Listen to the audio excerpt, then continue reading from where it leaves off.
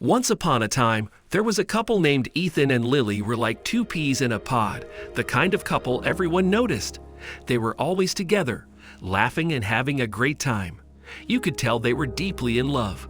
They did everything together. On sunny days, they'd go for long walks in the park, hand in hand, talking about everything and nothing. Lily loved to point out the different birds and flowers, and Ethan always listened, smiling at her excitement. They also loved to try new things. Every weekend was an adventure. Sometimes they try a new restaurant, giggling as they shared dishes they couldn't even pronounce. Other times, they'd go to a dance class, stepping on each other's toes and laughing until their sides hurt. Movie nights were their favorite though. They'd snuggle up on the couch, a big bowl of popcorn between them, watching everything from action movies to silly comedies. Lily would rest her head on Ethan's shoulder, and he'd wrap his arm around her, feeling like the luckiest guy in the world. But 6 months in, Ethan started having these strong attractions to other women. It wasn't just a fleeting thing. These thoughts were invasive, persistent, and deeply troubling. They crept into his dreams, casting a shadow over the intimacy he shared with Lily. The guilt from these thoughts weighed heavily on him, tainting the happiness he once felt so effortlessly. Despite his best efforts to suppress these thoughts, they only grew stronger, more insistent. Ethan found himself looking at other women more often, a sense of helplessness enveloping him. This internal struggle began to seep into his relationship with Lily, straining the bond they had nurtured so carefully. Ethan's behavior towards Lily began to change. He found himself unfairly comparing her to the women who haunted his thoughts. He started pressuring her to change her appearance, to match the unrealistic standards that tormented him. Their once peaceful relationship became marred by arguments and misunderstandings. One morning, after a particularly intense argument, Ethan stood before the mirror. The reflection staring back at him was a stranger, a man driven by insecurity and guilt. What have I become? He asked himself, a sense of despair washing over him. This turmoil continued until one day, Ethan encountered an elderly man in the park. Known for his wisdom, the man noticed Ethan's troubled demeanor and asked, "What's on your mind, young man?" Ethan, hesitant at first, shared his inner turmoil. He expected judgment but found understanding instead. The wise man listened intently and then asked Ethan, "Tell me, Ethan, when you have a garden and you want to see beautiful flowers bloom, what do you do?" The wise man asked. Ethan, puzzled by the question, replied, "Well, I would take care of the flowers, water them, make sure they get enough sunlight, maybe even talk to them. And what if weeds start to grow? What do you do then?" The wise man prodded further. "I would pull them out so they don't choke the flowers," Ethan answered, beginning to see where this was going. "Now, think about your mind as that garden. What have you been doing with your thoughts? The positive, nurturing ones and the negative, invasive ones?" The wise man asked gently. Ethan paused, reflecting on the question. He realized, "I've been focusing on the negative thoughts, the ones I don't want. It's like I've been watering the weeds instead of the flowers." "Exactly," the wise man nodded. "Your mind, like a garden, will grow the thoughts you nurture. You've been giving your energy to the weeds, allowing them to grow and overshadow the beauty of the flowers." Ethan, still grappling with doubts, posed another question. "I understand what you're saying, but what if I try to focus on the thought I want and the unwanted thoughts keep coming back? It feels like the more I try to ignore them, the stronger they return." The wise man nodded, a knowing look in his eyes. "Let me ask you something, Ethan. When you try to avoid thinking about something, what happens?" Ethan thought for a moment. "Well, it seems to come back even more. It's like trying not to think of a pink elephant. It's all you end up thinking about." "Exactly," the wise man said. "Now think about this. What happens when you accept that the pink elephant is there but choose not to focus on it?" Ethan paused, considering the question. "I suppose it loses its power over me.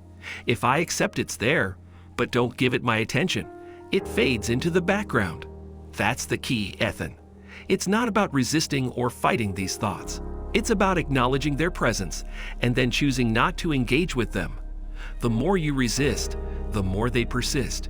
But when you acknowledge and then gently redirect your focus, they lose their power to dominate your mind. Ethan's eyes widened as he began to understand. So it's not about winning a battle against these thoughts. It's about changing how I react to them. The wise man, seeing Ethan's growing understanding yet sensing lingering doubts, posed another question. Ethan, do you have a chair in your home? Ethan, puzzled by the sudden shift in topic, nodded. Yes, I do. What does that chair in your home mean to you? The wise man inquired further. Ethan shrugged. I don't know. It doesn't really mean anything. It's just there. That's all. Exactly, the wise man said with a nod. Now, imagine if you could treat these intrusive thoughts like the chair in your home. They are there, but they don't necessarily have to mean anything significant to you. They don't have to dictate your actions or emotions. What if you simply acknowledged their presence and then chose not to engage with them? How would that change things for you? Ethan took a moment to process this. So you're saying I should treat these thoughts like the chair, acknowledge they exist, but not give them any special attention or let them impact me? That's right, the wise man confirmed. It's about changing your relationship with your thoughts. You don't have to attach meaning or emotion to them. Acknowledge them as you would a piece of furniture in your room. It's there, but it doesn't have to influence your life. Ethan felt a light bulb moment. So when these thoughts come, I can say, yes, you're here, but you're just like the chair, not something I need to focus on or be concerned about. Exactly, the wise man smiled. By doing this, you reduce the power these thoughts have over you. They become just another part of your mental landscape, not something that controls you or your emotions. Ethan's expression brightened with understanding and relief. That makes so much sense. I've been giving these thoughts too much power, treating them like they were something dangerous or important. But if I can view them as just another thing, like a chair, they lose their power to upset me. The wise man nodded in agreement. Remember, Ethan, it's not about eliminating these thoughts. It's about changing how you interact with them. Let them be, but don't let them rule you. With time and practice, this approach will help you find a more peaceful state of mind. This conversation with the wise man was a turning point for Ethan. He realized he needed to confront his issues head-on, and that meant opening up to Lily. That evening, Ethan sat down with Lily. His heart was racing, but he knew he had to be honest. Lily, there's something I need to tell you, he began, his voice trembling. I've been struggling with these thoughts about other women. It's been tearing me apart, and I feel so guilty for even having them. Lily's expression was a mix of surprise and concern.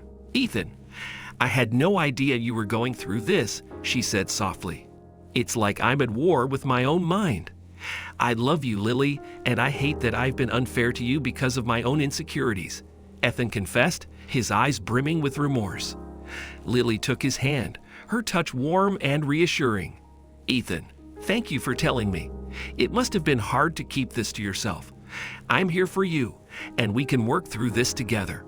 Ethan felt a sense of relief, a burden lifting off his shoulders. I want to be better for us. I want to overcome this, he said earnestly.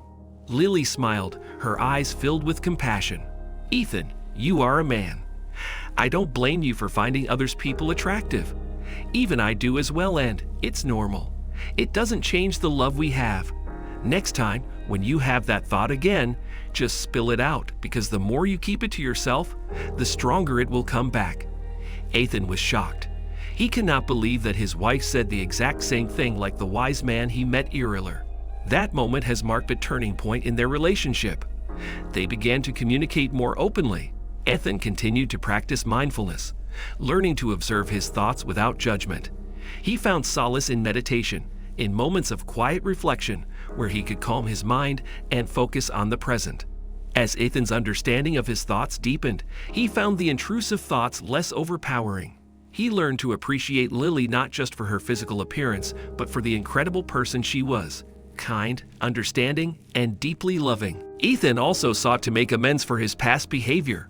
He planned special dates for Lily, focusing on activities that brought them closer.